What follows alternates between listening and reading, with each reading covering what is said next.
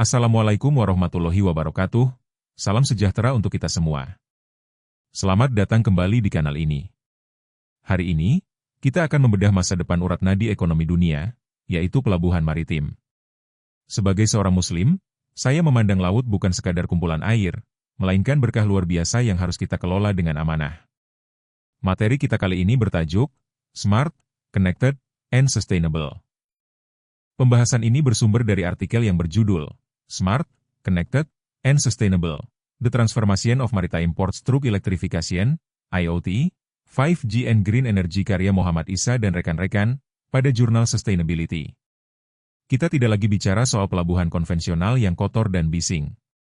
Kita bicara tentang konvergensi antara elektrifikasi, IoT, 5G, dan energi hijau. Bagi rekan-rekan perencana, arsitek, praktisi, dan akademis, ini adalah tentang bagaimana teknologi digital menjadi jiwa baru bagi infrastruktur fisik kita. Mari kita mulai perjalanan transformatif ini dengan bismillah. Nah, sebelum kita melangkah lebih jauh, mari kita lihat mengapa perubahan ini menjadi sebuah keniscayaan yang tidak bisa ditawar lagi. Mari kita masuk ke halaman kedua. Rekan-rekan sekalian, perhatikan fase evolusi pelabuhan ini. Kita sudah bergerak dari sekadar simpul fisik dasar, yaitu fase 1, menuju pelabuhan cerdas berbasis AI dan robotika, fase 5. Namun, mengapa kita harus berubah? Fakta di lapangan menunjukkan sektor pengiriman menyumbang 3% gas rumah kaca dunia.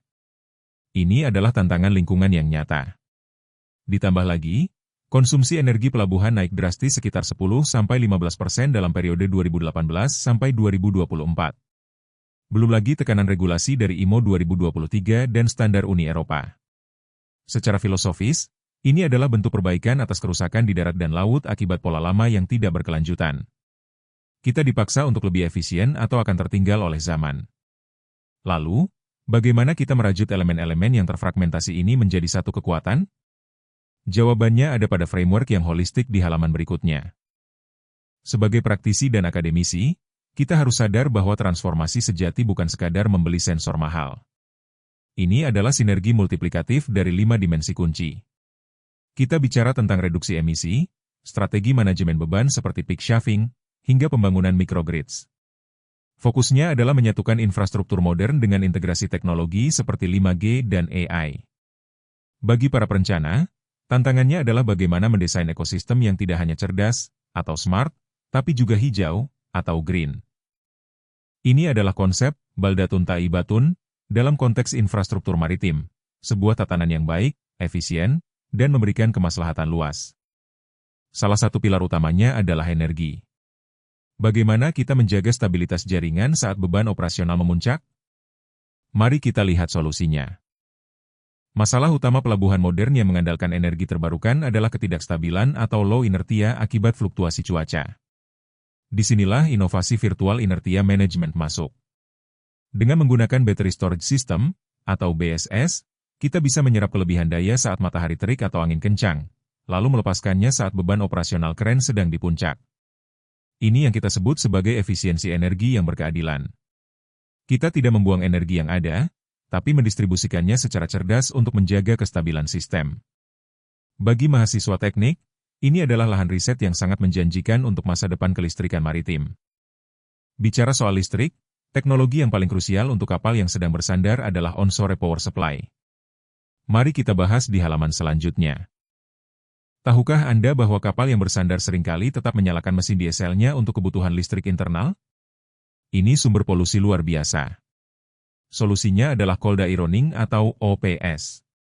Dengan mematikan mesin diesel dan menyambungkan kapal ke listrik darat, kita bisa mengeliminasi hingga 99,5% emisi karbon saat kapal bersandar. Bahkan sekarang, kita sedang mengembangkan wireless charging induktif hingga 2 MW untuk kapal feri. Ini adalah bentuk nyata dari teknologi yang memuliakan alam. Kita menyediakan energi tanpa harus merusak udara yang kita hirup. Namun, listrik saja tidak cukup. Kita butuh efisiensi pergerakan. Disinilah peran kendaraan otonom dan otomatisasi. Di halaman ini, kita melihat masa depan operasional terminal. Bayangkan sistem dual cycle operations di mana algoritma memastikan kren melakukan bongkar dan muat sekaligus tanpa ada, yang kita istilahkan suatu perjalanan kosong. Ini sangat selaras dengan prinsip kita untuk menjauhi sifat mubazir atau sia-sia. Selain itu, ada regenerative braking pada kren yang mengembalikan energi pengereman ke jaringan listrik. Dan tentu saja, bintang utamanya adalah Intelligent Autonomous Vehicles, IAV, yang bisa bermanuver 180 derajat tanpa rel. Ini bukan fiksi ilmiah, ini adalah standar baru efisiensi logistik global yang harus kita pelajari. Selanjutnya, bagaimana semua mesin otonom ini berkomunikasi? Kita butuh yang disebut otak digital atau digital brain yang sangat cepat. IoT adalah saraf dari pelabuhan cerdas.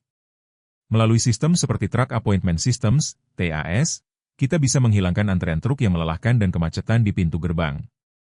Ini adalah solusi sosial sekaligus ekonomi.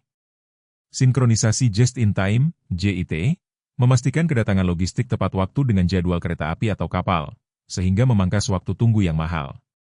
Bagi para arsitek sistem informasi, integrasi data real-time melalui port mode adalah kunci untuk transparansi aliran kontainer. Tanpa otak yang cerdas, infrastruktur fisik sehebat apapun akan tetap lumpuh oleh inefisiensi. Namun, saraf digital ini butuh koneksi yang luar biasa stabil. Mengapa 4G tidak lagi cukup dan kita harus beralih ke 5G?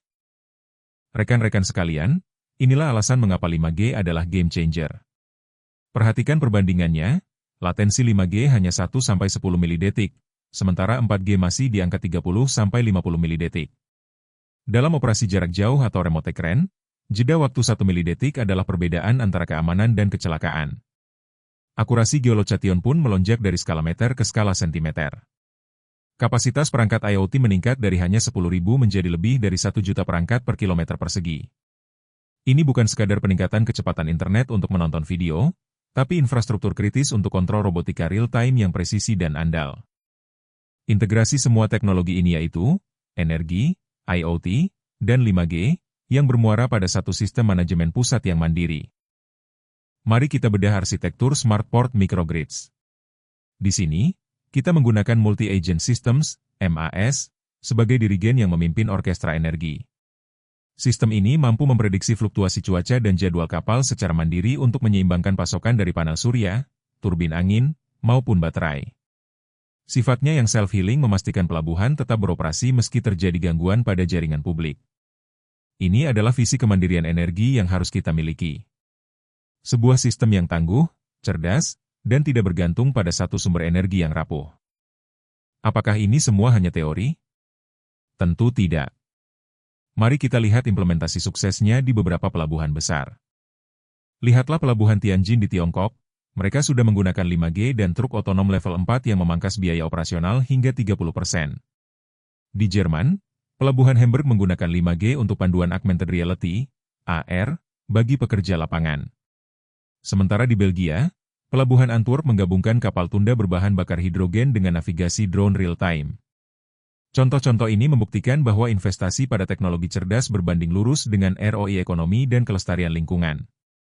Kita harus belajar dari mereka, mengambil yang baik, dan mengadaptasinya dengan kearifan lokal kita.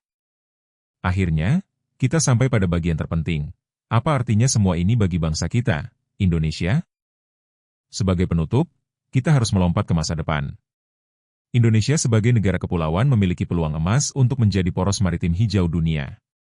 Strategi kita harus jelas, prioritaskan smart microgrids untuk mengatasi ketidakstabilan listrik di daerah terpencil, adopsi jaringan 5G privat di pelabuhan utama seperti Priok atau Selat Malaka, dan segera implementasikan OPS untuk menarik pendanaan hijau global. Transformasi ini bukan sekadar soal teknologi, tapi soal niat dan kerja keras untuk mewujudkan sistem transportasi yang amanah dan berkelanjutan. Mari kita jadikan perencanaan sebagai ibadah dengan memberikan yang terbaik bagi umat dan bangsa. Terima kasih telah menyimak. Wassalamualaikum warahmatullahi wabarakatuh.